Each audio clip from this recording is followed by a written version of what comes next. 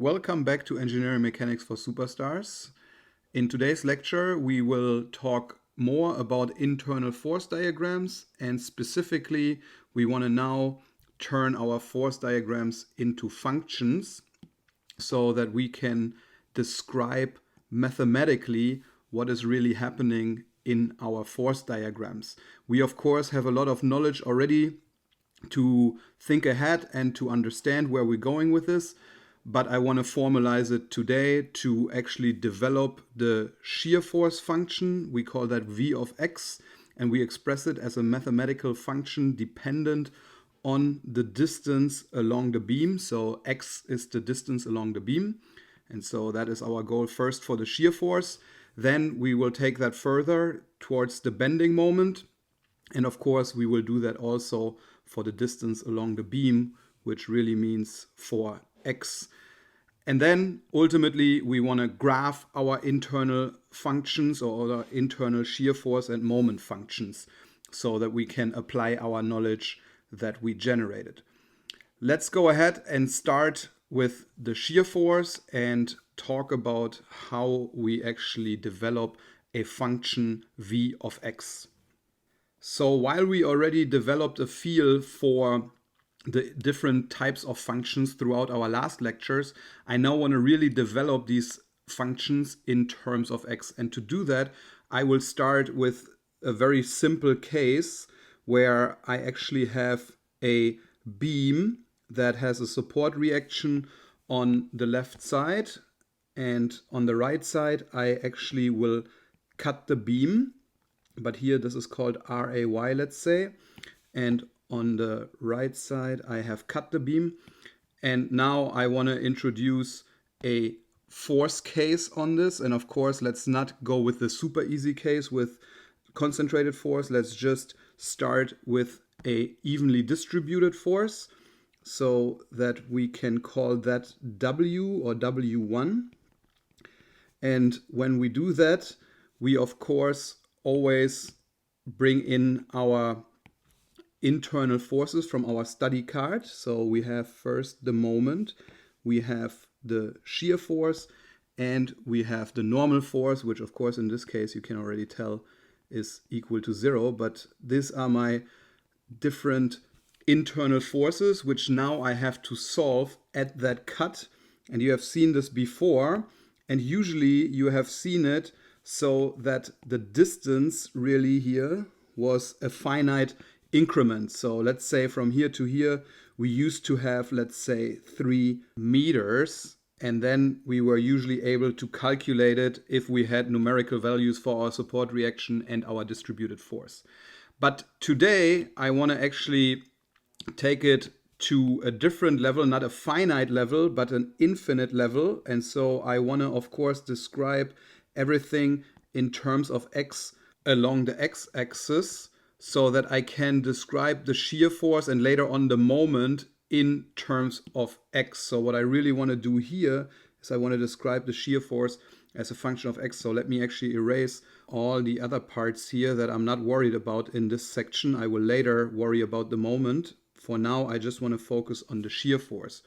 And the way I can calculate the shear force as a function of x is actually very simple compared to what we know already, because we have done it many times before just with a finite number here. And so all I have to do now is to actually replace this 3 with an x. So let me erase those parts as well. So first I want to erase this part here, and then I'm not going to think of x as 3 meters. I actually think of x as a variable, and this might be in meters or it might be in any length unit really, and then it grows in this direction. And so now I can really use the knowledge from before to calculate my shear force, because nothing has changed. It's still that the sum of the forces in the y direction is equal to 0, and 0 is really equal to minus my positive defined shear force of x. That did not change. It's just called shear force of x now, plus RAY. So let's actually color code this, plus RAY. And then minus W1, and now guess what it's multiplied with? Exactly, it's multiplied by x. So x, and x in this case is in meters, and W1 is of course in, let's say, Newton per meter, and RAY is, let's say, in Newton, and of course the shear force then also comes out in Newton. And if I rearrange this now, I actually have my shear force function already developed. So I can say that my V of x is really nothing else than plus RAY minus W1 times x. And the whole thing needs to be multiplied by Newton in this case, or force. It doesn't really matter what it is, as long as it follows the units that I used in my example here. And so we now developed the shear force function for an evenly distributed load case. Of course, this is at the left side of the beam, so that is within the first domain, if you will. But this is my answer. So please understand that, of course, if something now changes here, if I have a different load case on the right, I would have a different domain to deal with. So please understand that we have to think of this as a function per domain, right? Function per domain. And I think that now is everything we need for an evenly distributed load case. Let's now think about the shear force for a non-evenly distributed load case. And to do that, I will redraw a very similar beam. And just for an example, I start at the support reaction again, but I could really start anywhere in my system. So for this beam here, I have a support reaction here once again, RAY. And the non-evenly distributed case that I'm choosing here is a triangular load case. And please understand that usually it continues somewhere here. So I'm actually drawing a little bit more than what my cut is, because I need to explain to you in a second how I actually get my values for the slope. But first, let's bring in our unknown, which is the shear force that on the right cut would go down. And we want to have V of x just like before. And I want to also solve everything in terms of x. So I'm just moving along x.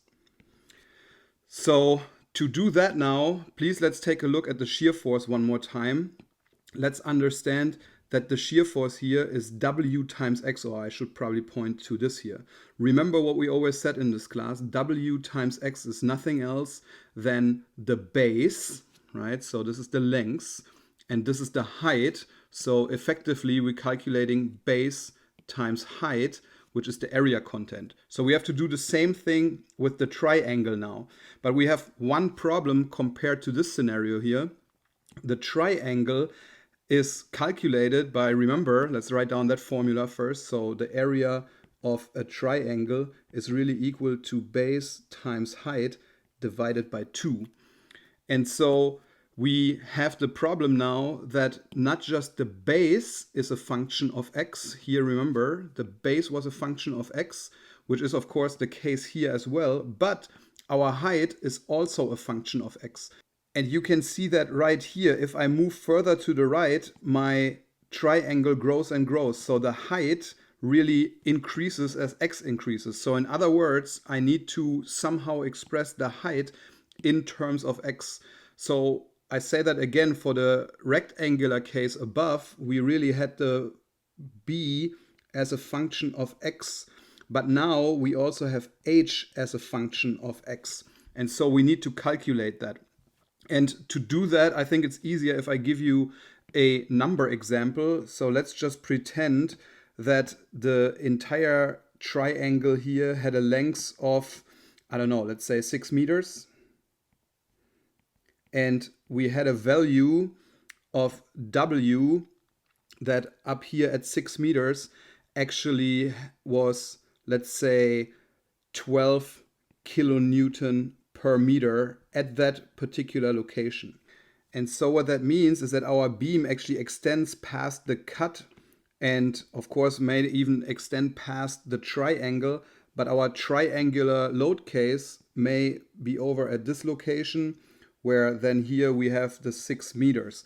And so that means we can now calculate the slope of this line, and the slope is really nothing else than the rise over the run, right? So we have in this case a slope of 2. So let's actually document this. Slope is equal to 12 over 6 in our case, which is 2. But now please be very careful with that, because this unit is technically lying to you.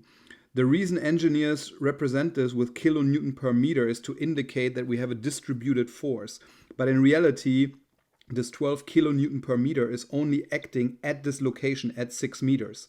So really, this should be kind of 12 kilonewton.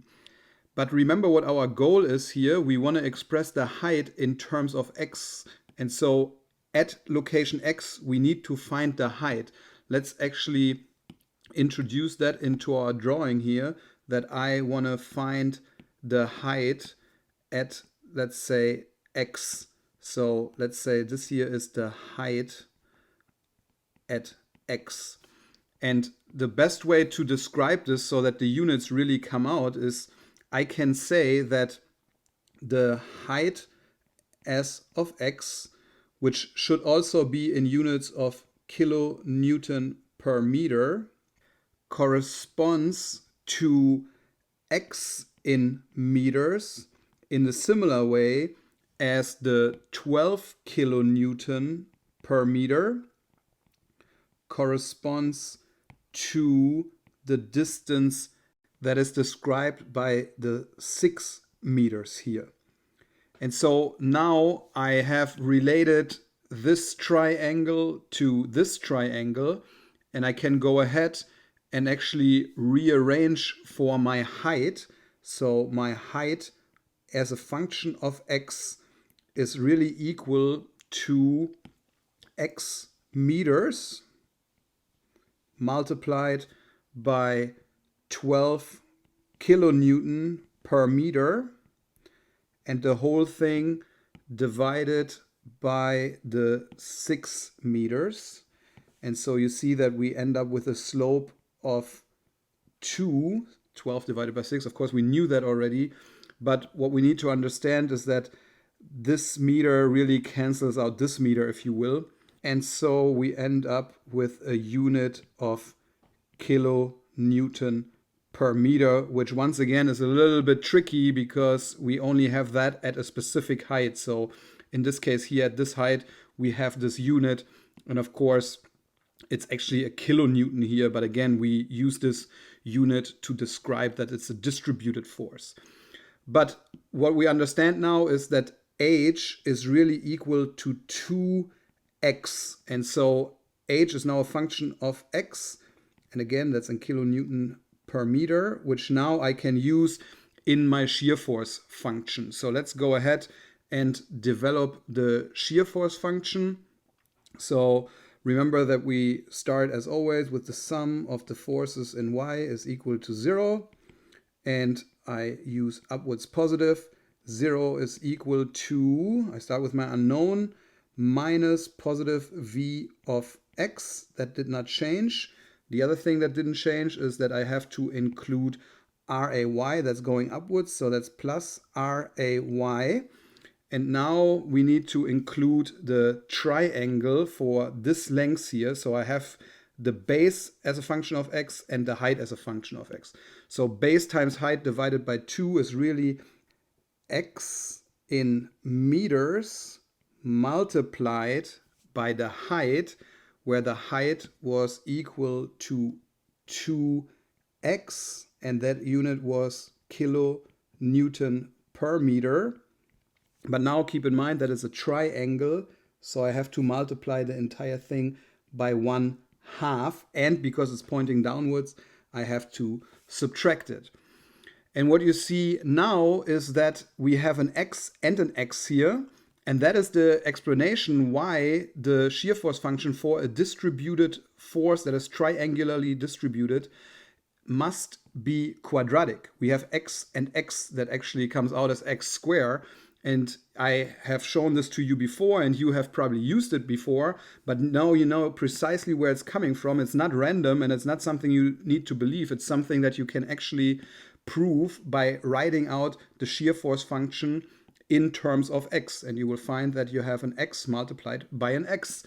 And if we now collect our terms, we will find out that v of x, the final function, is really equal to plus ray, and then minus, in this case, it's only x squared, but this is a particular case because the slope happens to be 2 here, so it cancels out the 2 over here. But of course, this could be any factor, really. And so sometimes you end up with a factor here as well. But you see now that I have a function that is in terms of x squared. And I, of course, report that in force units. So the shear force, of course, always must come out in force units, and you can prove that that is the case because now your units here perfectly match. This, of course, would be in kilonewton, and this here comes out in kilonewton as well. And that is really our shear force function, which I will now double underline so that we can conclude that this is our function and our result for triangular load case. So that's what we see here, and I believe this concludes our shear force function. You can of course take it now to a higher level, and I invite you to do this for, let's say, a parabolic load case. So you could, instead of a sloped line here, actually have x squared as a load case, and then you can use the same technique to develop your shear force function, v as a function of x. And what you then would find, of course, is that you end up with an x cube here, and so on and so forth. But I think you get the idea and you see where that's coming from now. So let's now move on to the bending moment. All right, so for the bending moment, we will do the very same thing. In fact, I actually just copied the entire pictures from above and I bring them in here. And now to make our life easier, I will just erase these shear forces here and I will replace them with the internal moment, because now we worry about the moment. So I have this as a moment and I have this as a moment, and our goal is to express m of x and m of x. And of course, you can probably do that already yourself based on what I showed you above, but let me develop it for you anyways. So I now will take the sum of the moments, of course, about location x, right, about this point. And the way I will do that is by taking the sum of the moments about point x being equal to 0, counterclockwise positive. But let me clarify that this x here is the point x, so it's at a distance x from 0 here really. It, of course, still really turns about the z-axis, right? We explained this in some previous lectures. You understand that a 2D moment really doesn't exist. A moment always rotates about an axis. So now I can, however, develop my function and I can say that 0 is equal to, I start with my unknown, which turns counterclockwise. So positive defined m of x, if you will. And now I have to consider my ray. So I have ray, and this now has a lever arm, which is multiplied by x, and that is still in meters. And that now rotates clockwise, therefore the whole thing should be negative. So all this is negative, and by the way, this here is in kilonewton, let's say, or I guess we used newtons before, right? So let me put that in newtons. And now we have the ray taken care of. I need to now worry about my w, and that would be w1, which is the height of that rectangle, multiplied by a length of x. But before I do that, let me say that this is in Newton per meter, for example. Now I need to multiply that by a distance of x meters, which is really the resultant, right? You have seen that before above, but let me just clarify this because we need another term here. So this is F resultant. And therefore, I need to now multiply it by a lever arm. And this is where sometimes the confusion comes in. Well, what is the lever arm now? Because I cut somewhere through this force and it's always dependent on X.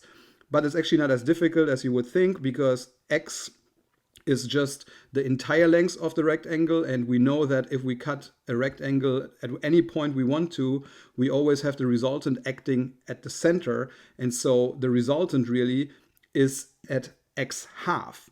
So I now need to multiply this by X over 2. And that is also in meters. And please keep in mind that this is the lever. The last thing that I need to do is assign a rotational sense to this, because I'm rotating about this point. W1 is going down, therefore it turns counterclockwise, which makes it positive according to our definition. Take a look, please, at the units. They all match because we're looking at the moment here, and I have Newton times meter, or force times distance. And here I have a Newton per meter times meter, which is a force, and then times meter or distance, which then turns it also into Newton meter or force distance, which is what I need for my moment equation. And now you can see that we are dealing with an x and an x. So x times x is x squared, which makes it a quadratic equation. And again, you have seen this before, but now you know where it's exactly coming from. So we know that this x turns the moment function quadratic because we have the effect of the variable distance twice in this equation. And now I can collect my terms and write out that my moment of x is equal to positive RAY times x minus W1 divided by 2 x squared.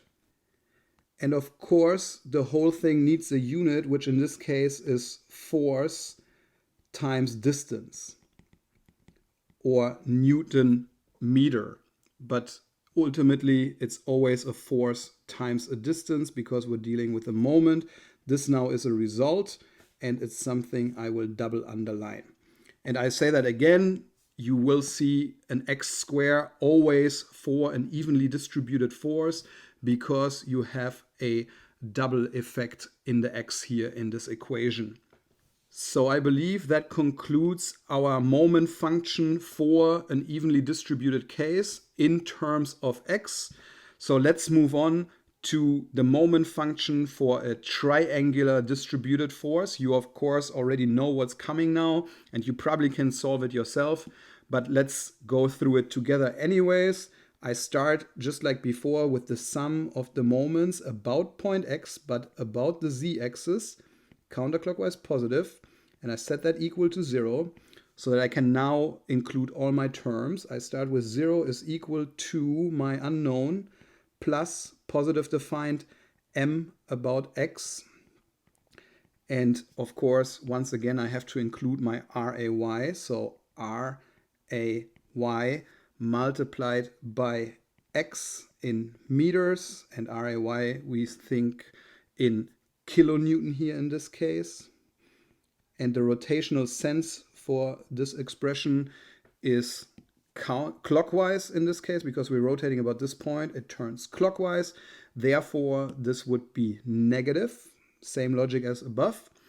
And now I need to include my triangle, which again, the resultant force is base times height. So let's start with that. So the base, like before, is x in meters. My height was really equal to 2x in kilonewton per meter.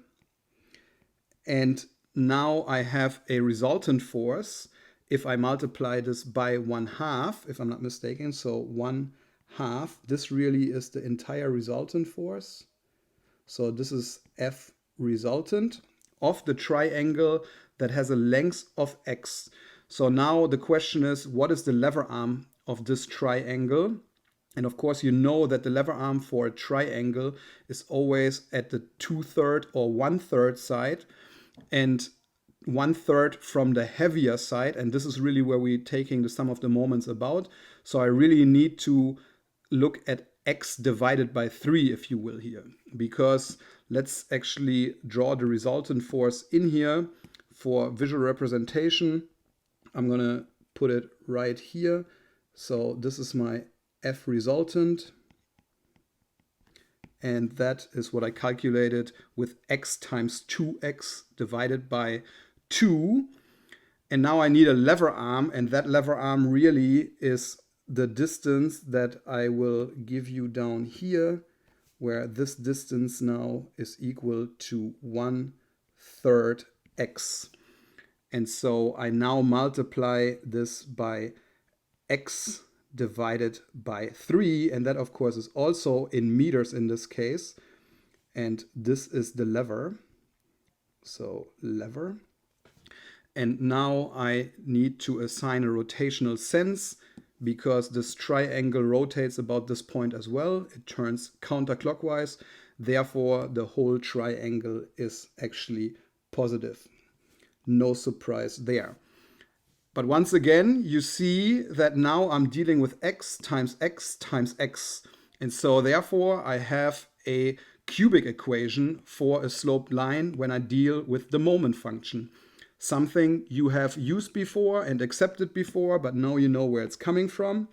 Let's recollect all our terms or rewrite it.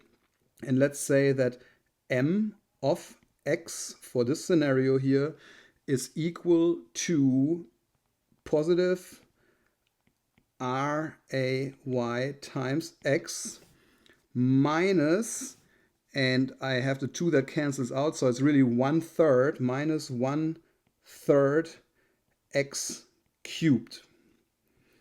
And the whole thing is also in force times distance units, but here I used kilonewton meter. So I'm just going to stick with that. And that is my result, which I, as always, double underline. And that therefore completes our moment calculation for a non-evenly distributed force, actually for a sloped distributed force or a triangular distributed force. So let's look at the entire page all together. We developed the shear function and the moment function for a evenly distributed load and for a triangular distributed load, and we clearly saw that we can replace what we have done with finite numbers in the beginning with an x, and that x then is reflected in our equilibrium equation. So for example, here in the shear force equation or the vertical equilibrium equation, and down here in the moment equation. And what we have seen is that the x really has a linear impact in this function here, as I explained to you throughout the section up here. And here x had a quadratic impact. And then, of course, you knew this before, that when you go from the shear force to the moment, that you really bring up your function by another x. But I have now shown to you why that really is the case. So this is something that often causes headache to students in the classroom. So please go ahead and study these equations particularly. I hope I did a good job on explaining that, but please make sure that you really understand where the x square comes from and where the x cube comes from here in this case, right? And I say it again, x times x is the height and the base of the triangle, and then we have the lever arm, which also needs to be expressed in terms of x. But I believe that is all available now on this page, and you are now ready to apply this throughout other examples. Let me give you one word of caution before we move on and before I show you some example problems. Of course, this is always only true for a specific domain. How do you define a domain? Well, in the past, we have done it by the significant values, because a significant value always occurred where something changed along x. So you can see here, there's no change in the load case from here to here. And I don't know what happens here on the right. So for this case here, we developed the function really from here to here. This function, the shear force, and the moment function is really true for x equals to 0 to wherever this point here is. And then after that, something else happens, and I would have to develop a new function. But you have now all the tools to do that. And in the homework, you will be challenged to do this for, I think, up to 3 or 4 domains. So beams have to be broken down in domains first, and then you develop the functions. But I will show this to you now as an example on the following pages. And so let's move on. All right, so let's take a look at our first problem for which we are asked to develop the shear force function and the moment function. And I think it would be a waste of your time right now if I were to calculate the support reactions. Instead, I'll just tell you that for this problem here, we really have support reactions RAY that was equal to 10.4 kilonewton in this case. And RBY is really equal to 9.6 kilonewton. So, of course, we usually would have an RAX in this case, which is equal to 0. So I'm going to eliminate that. And now I can go ahead and develop my functions. If you are struggling with calculating the support reactions, please go back in some of the previous lectures. We definitely discussed that at length. That is something, as you can see here right now, that you need to be quickly able to do, because that is just the starting point for these problems. So let's go ahead now and actually develop the functions. And to do that, what I will do is I will first break down my system into 2 domains. So I clearly have 2 domains here because I have a domain that is consistent from here to over there, and that is domain 1. And then here I have domain 2 because the functions will be different within that domain. And so now I have to really create 2 cuts. I have to create a cut for this system here and then maybe a cut for this system. Let's go ahead and do that. So I'm going to use the space down here where I'm originally supposed to calculate the internal forces, but I will just create my cut. So let's cross this out and say that we're going to do a cut for 0 is less than x is less or equal than 8 meters.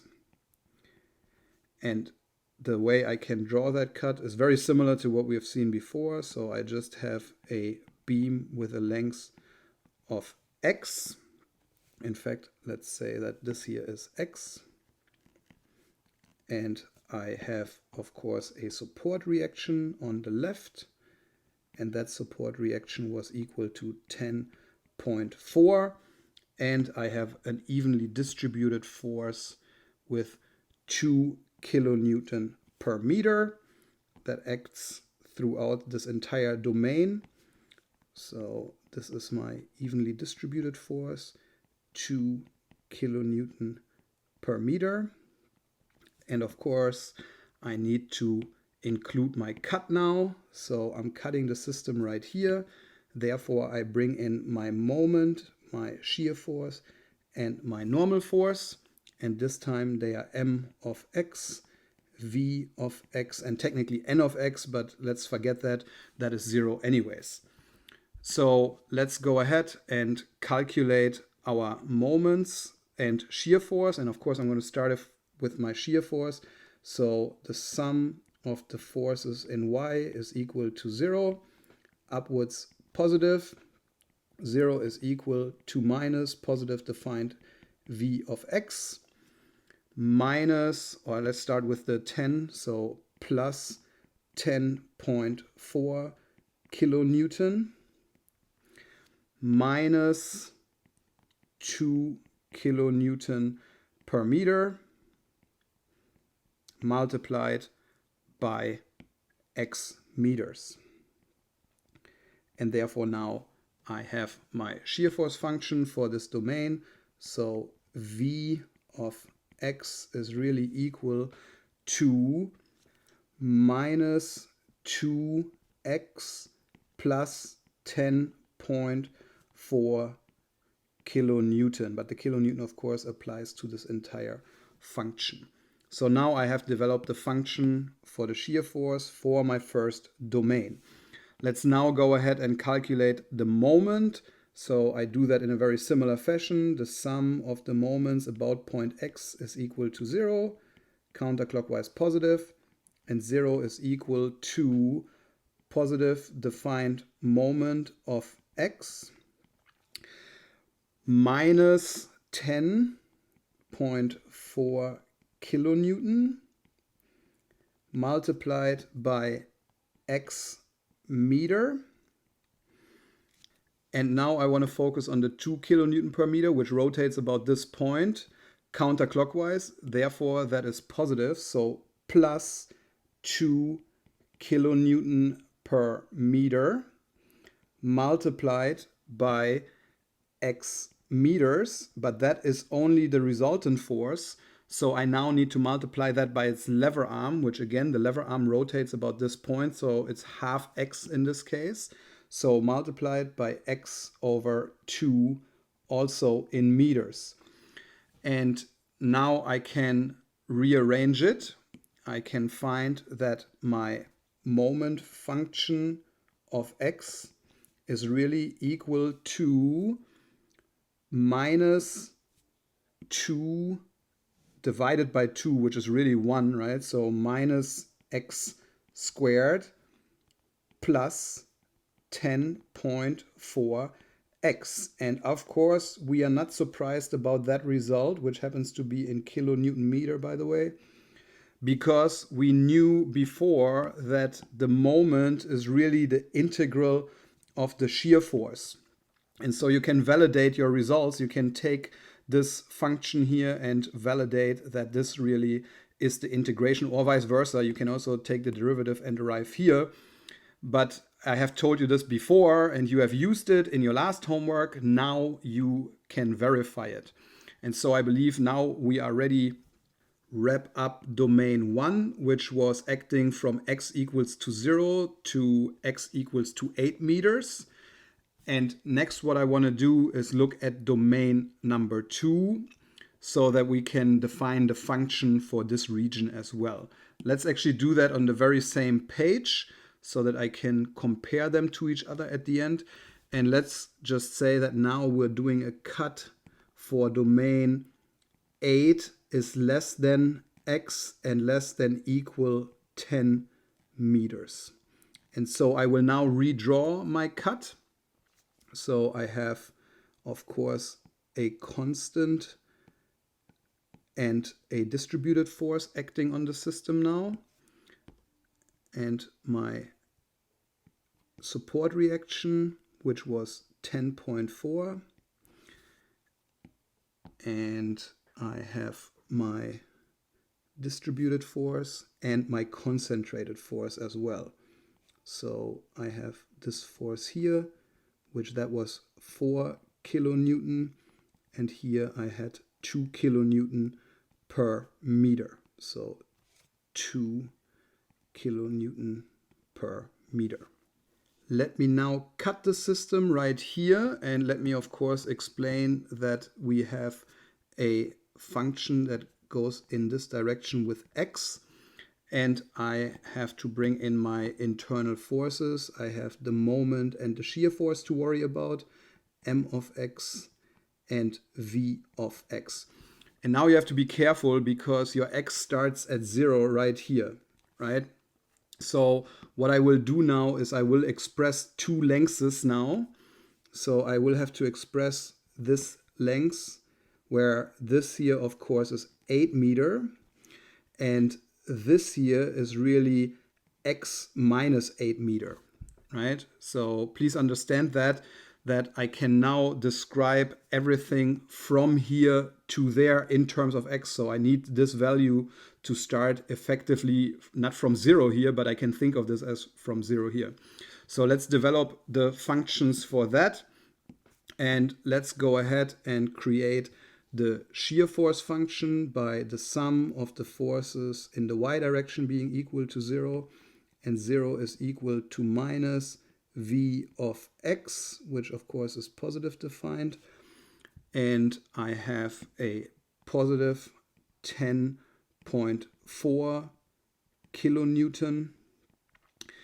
and I have a negative 2 kilonewton per meter multiplied by 8 meters. So it's actually a constant number, which is not a surprise really. Likewise, I have the negative 4 kilonewton, right? So I have minus 4 kilonewton here. And to no surprise, my shear force function now is not much of a function. It's actually a constant, but we would still write it as V of x is really equal to all of these calculated together, which really is equal to negative 9.6. So it's equal to minus 9.6, and that is kilonewton. And that is something that I could actually have known without running any numbers or without developing this function. Why? Because we know that it has to be constant here because there's no force acting on it.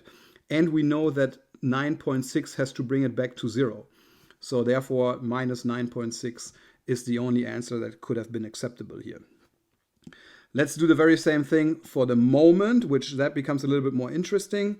So for the moment, I say that the sum of the moment about point x is equal to 0. And 0 is equal to positive defined m of x minus 10.4 kilonewton multiplied by x meters.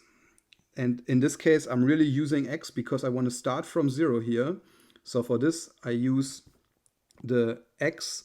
But now for this one here, I would use x minus 10, for example. But first, let's do the 2 kilonewton per meter. So now I have to include the 2 kilonewton per meter, which rotates counterclockwise. Therefore, that is positive. So plus 2 kilonewton per meter multiplied by 8 meters. It's already a constant, right? So that is the entire sum of it. And now I need to be careful because that force is really acting at the center, right? So it's acting right there. That means that I need another distance, which is really the distance from here to there. And that distance is really equal to x minus 4, right? So this is x minus 4 meters. So I can use that now and multiply this here by x minus 4, and that is in meters. And that concludes the distributed force. Now I need to calculate the 4 kilonewton times its distance, and that also rotates about this point. So it rotates counterclockwise, which also makes it positive. So plus 4 kilonewton multiplied by x minus 8 meters.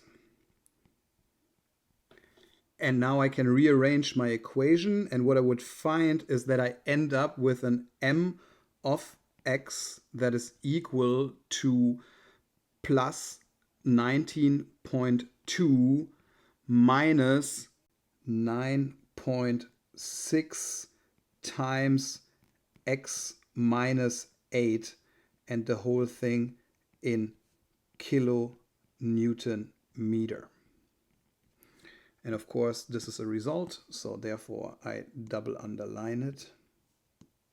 And if you now wonder why I did this without doing a lot of calculation and really solving the entire equation above here, of course, I could have calculated all of this out, and I probably would end up with something written in a different way, but that would result as a very similar answer, is because I can verify that I have a moment that is 0 here, and I need a slope that is equivalent to 9.6, and that's where the 9.6x comes in.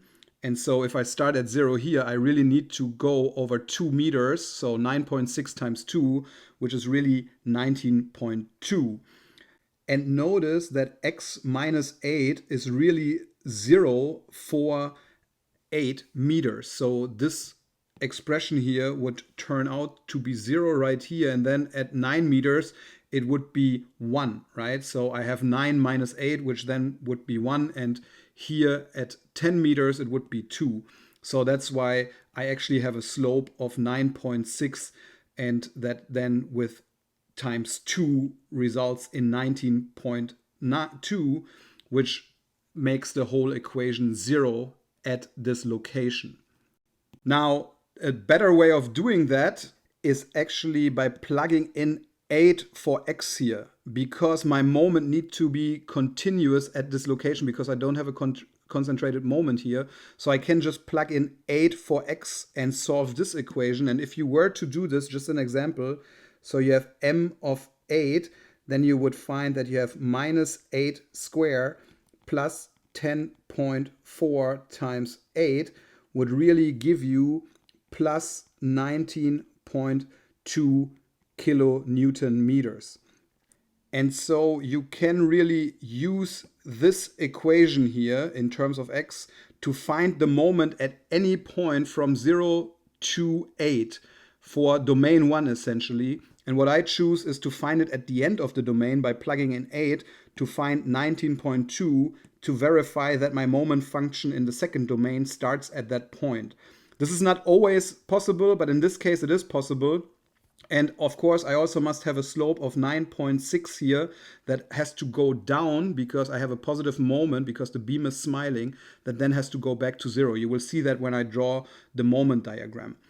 But before we draw the moment diagram and the shear force diagram, let's look at another thing where we can actually use these equations for, here and here.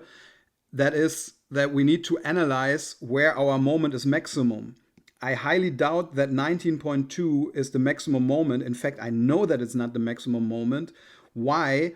Because the moment is maximum where the shear force goes through 0. And if I, for example, plug in 8 here for x, then I have minus 16 plus 10.4. And that is effectively minus 5.6. And here I have minus 9.6. So that means here we are already at 8 meters passing through 0, or we already passed 0. So that means I have to set this equation equal to 0 to find out at which distance v is equal to 0, so that I can calculate the maximum moment there. So another thing that I would do is I would find where is v equal to 0. So at which location is that the case? And the way I can do that is, of course, setting the equation minus 2x plus 10.4 equal to 0. And that's a very simple case in this case, because all I have to do is take 10.4 and divide it by 2, which then gives me 5.2, and that is 5.2 meters. So what I know now is that from 0 to 5.2 meters, the shear force is positive, and at 5.2, the shear force is actually 0. So this is where v is equal to 0, and therefore that's also where m is equal to max. So I need to know this for my upcoming diagrams, and I need to indicate at what location my maximum moment exists, and I of course need to calculate that. So I actually need to plug the 5.2 back into this equation to calculate my maximum moment. Let's do that actually next. And so that is the last thing that I want to do here on this page. So now I can calculate that m max is equal to minus 5.2 squared plus 10.4 multiplied by 5.2, which really is equal to plus 27.04 kilonewton meter. And that is a significant value that I certainly need to include in my following diagram. So now I really have all my values complete that I need to professionally draw my shear force diagram for domain 1 and domain 2. and my bending moment diagram for domain 1 and domain 2. I can include all significant values because I really have calculated the most important ones here already. But if I didn't do that, I can always plug any value for x into these equations.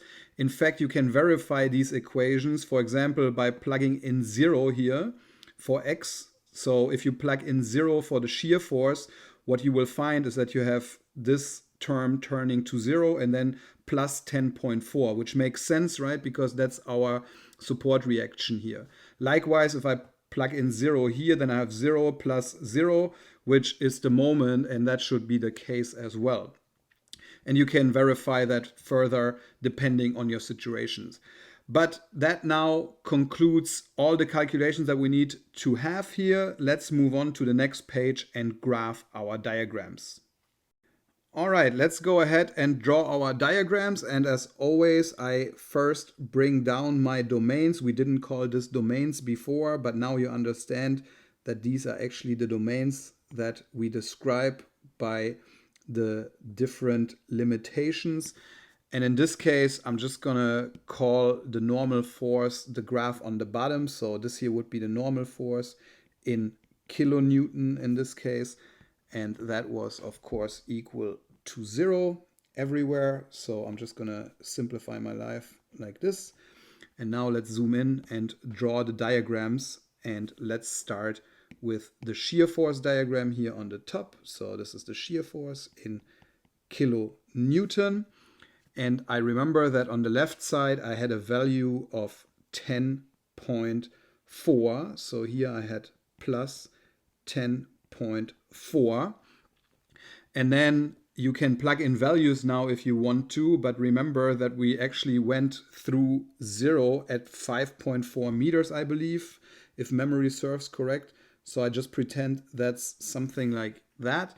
And then we had a value of minus 5.4 here.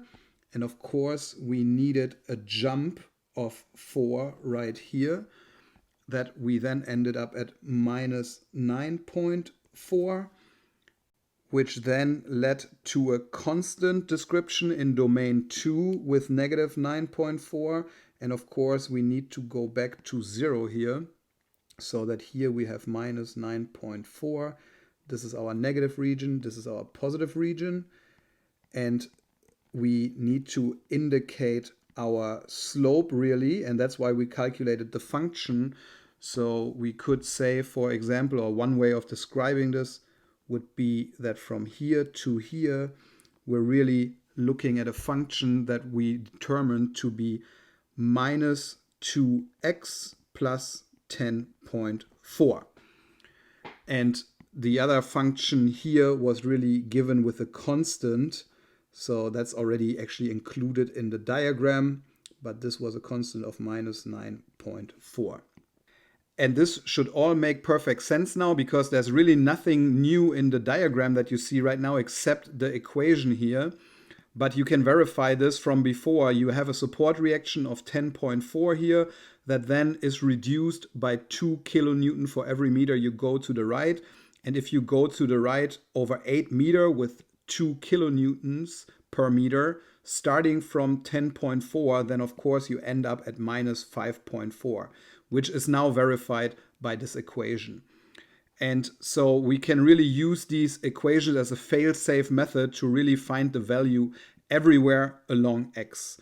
We also use this equation to find out where our shear force function is really equal to 0. So remember that we did that for this distance here, and we found this to be 5.2 meters, which I will now use to draw my moment diagram, which is up next, because I know that at that location, the moment must be a maximum. And also, I can already tell that the moment function must be x squared, because the shear force function is in terms of x, and we have to integrate or step up one. And I have a positive slope on the left to this line and a negative slope to the right of that line. So that means that my belly has to go positive up here and then negative down, or like it has to decrease here. And then here I have a constant slope. So let's go ahead and calculate that or draw that. So I draw the moment in kilonewton meters here. And of course, I start with my easy points or the easiest information that I can get access to. So I know that my moment must be 0 at that location. I know it must be 0 at that location.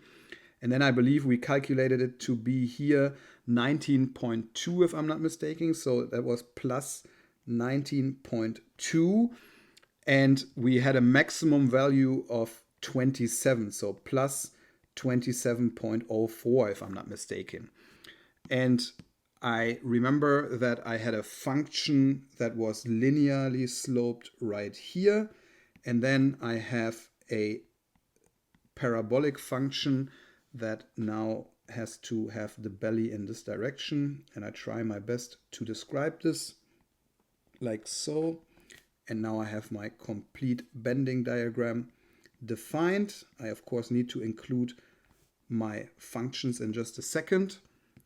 So let's indicate that I have these two domains here. One is acting from 0 to 8 and one from 8 to 10. And I calculated the first function to be actually quadratic. And the second one was linear, as you can already see. But let's include the actual functions here. The first function was minus x squared plus 10.4x. And in the second domain, we really calculated that the m of x is equal to plus 19.2 minus 9.6 multiplied by x minus 8. So these are my m of x functions that I have to include with that graph. I have now described fully what's going on from the 0 to 10 meters for the shear force and for the moment. I included all the significant values and I also included the functions. So therefore, we now completed and concluded this problem. We are ready to use this concept for any of the upcoming homework problems. But let's take a look at another example for which I want to give you some hints as well. Let's move on to the next page. So now the problem becomes a little bit more interesting because we have a non-evenly distributed force here that sits on the left side of the beam, and we have an evenly distributed force that sits on the right side, and we have to develop the internal force function, the shear and the moment for the entire system, and we calculate the significant values.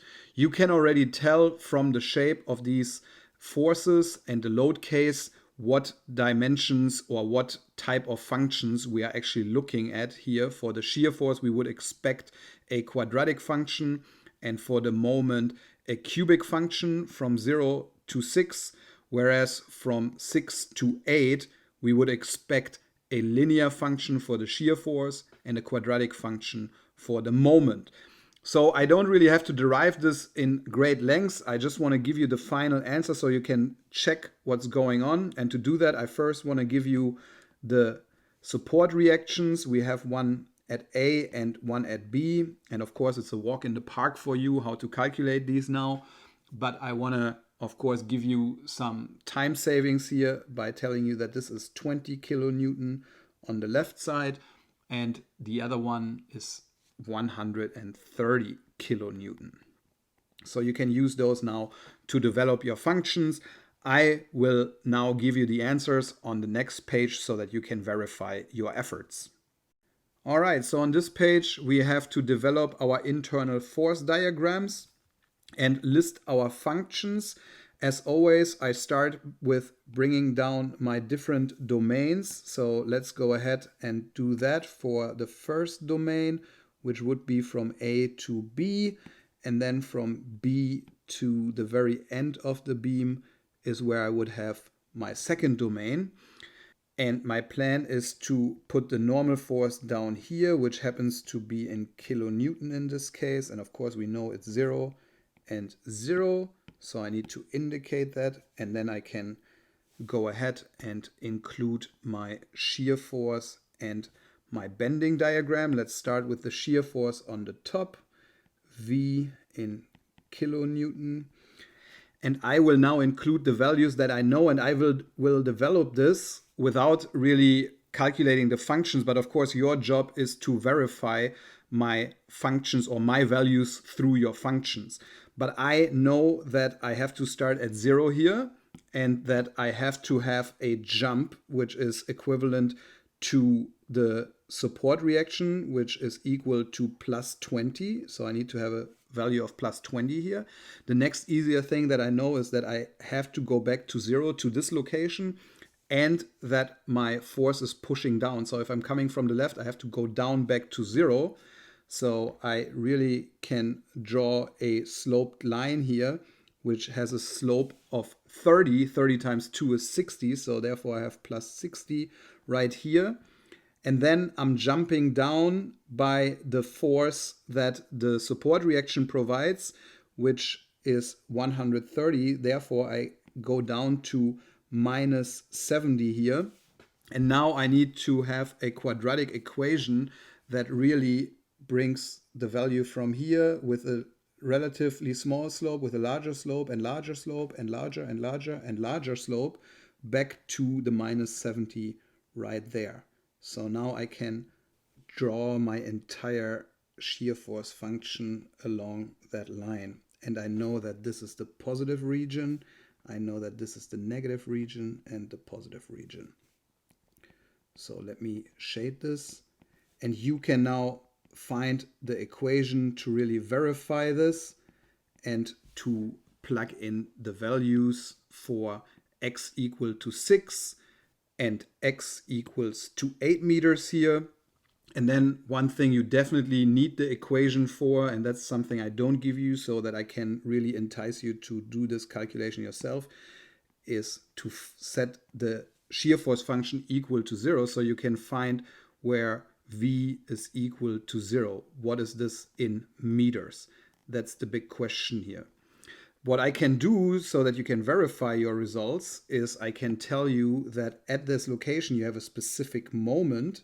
So let's now go ahead and calculate or determine the moment diagram, which is given in kilonewton meters. And now I'm doing this on the fly. You, of course, will verify this through your equations, but I start with my easy points and I use this as a teaching opportunity to let you in on my thinking. So I know that my moment must be 0 right there.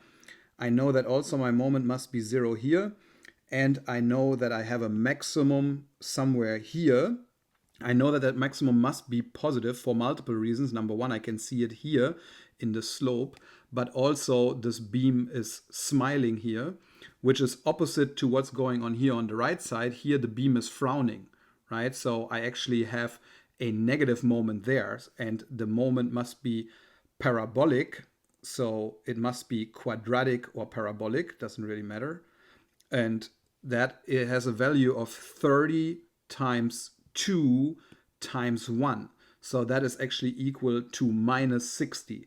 So on this side here, I have minus 60 kilonewton meter. And let's just pretend that's right down here. And again, I have a very high slope, and then the slope gets less and less and less and less until the slope reaches 0. So what that means is I start out with a high slope, I have a little bit less slope, I have less slope, and I have a slope of 0. So my moment diagram in this region must look like this. And now I know that I have a maximum somewhere here. So I have to go through 0, which is of course indicated by the slope, right? So I have a high slope, a little bit less, a little bit less, a little bit less, a little bit less. That is positive. And then I have negative, negative, which gets negative more and more and more. So what that means is I have a high slope that then gets less and less until it hits 0 here. So that looks like this. And then I have to go down here with that very same logic. And so here I have a positive region, here I have a negative region.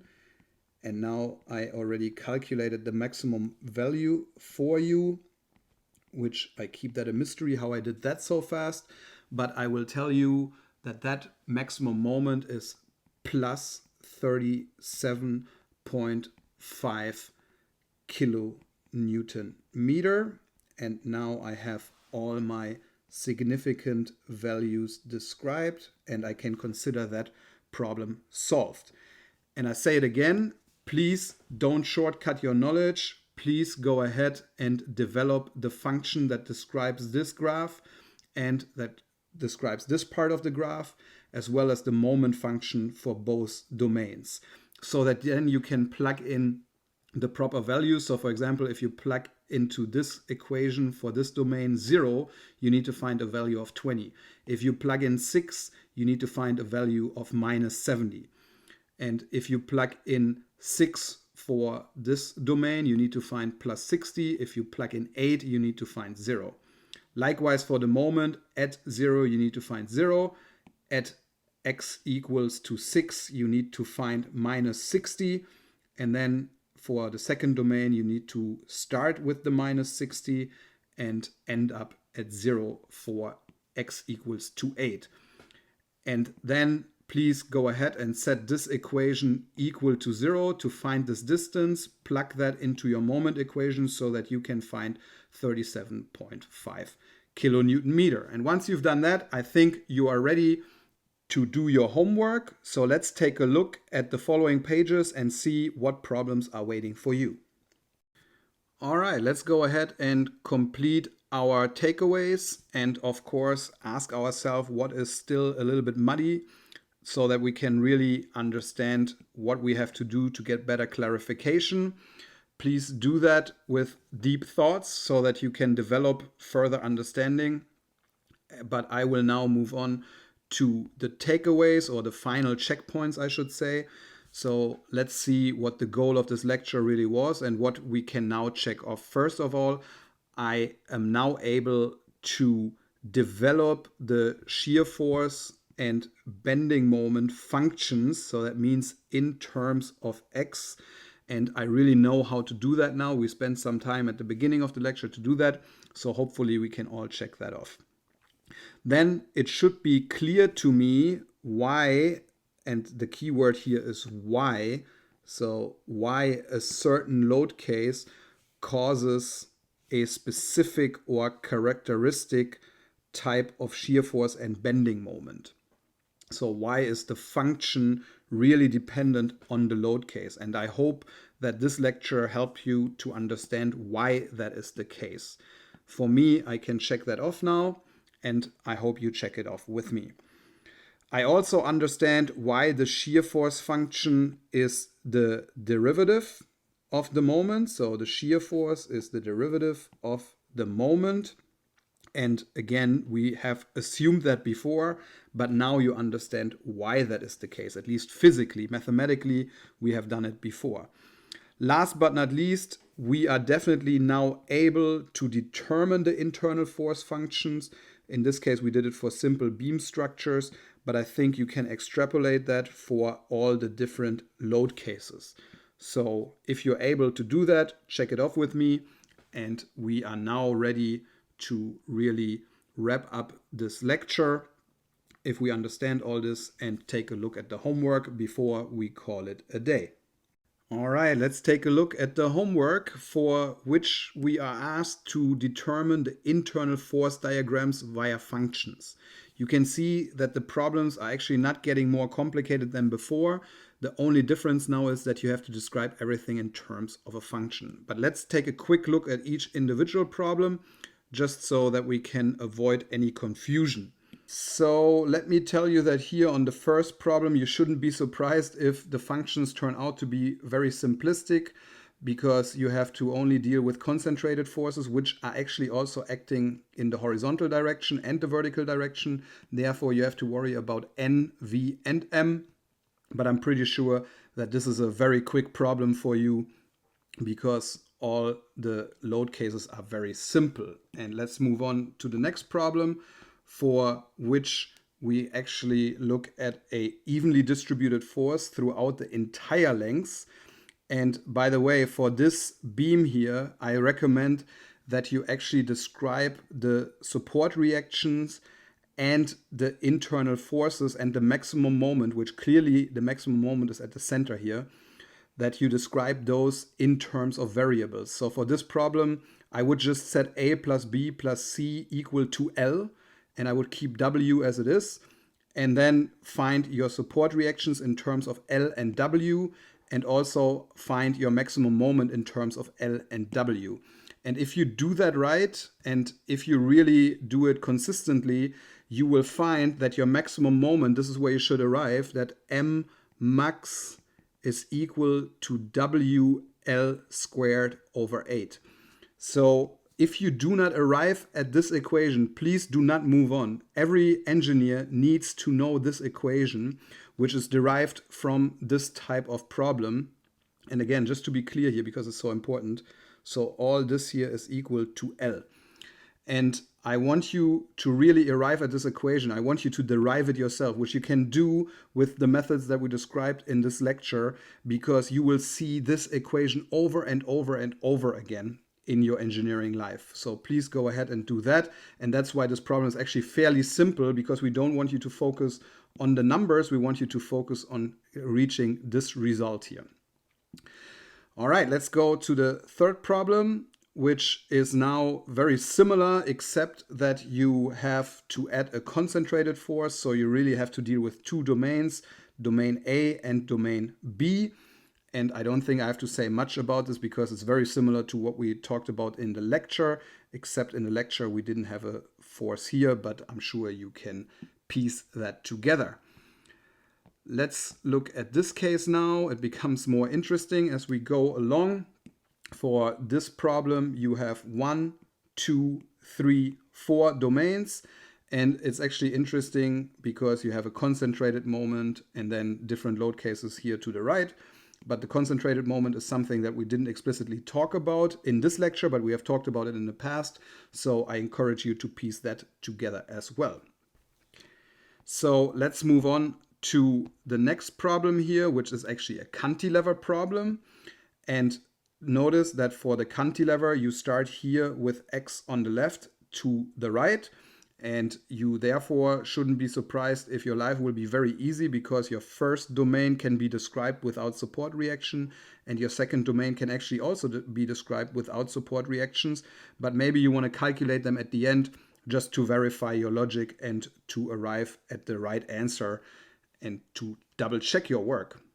But that, I believe, is everything we need to know for this problem here. Maybe I should also tell you that, of course, you deal with a triangular distributed force, which you know will end up in a parabolic shear force function and in a cubic moment function. All right, last but not least, we have this problem, which now is interesting because we start off with constant right from the start, because we have support reaction here and our X is positive to the right. Therefore, you don't get away as easily, but don't worry, you only have to deal with two domains, and I believe once you reach problem F, after solving all the other problems, this will be a walk in the park for you as well. So I wish you good luck with that, and I believe that is everything we need to discuss for the homework. Please have fun solving these problems. Once you master that, I think you're more than ready to really master the majority of the difficult portion in this class. We will, in the future lectures, take it a little bit further and deal with hinged beams with frames, which means that we actually deal with vertical members. And then we will deal with roof frames, which have then sloped members. But that is something you don't have to worry about right now. I just want you to know that if you understand this in depth, you will really be ready to move on and follow on the following subjects. I will see you in those next videos. Until then, stay safe.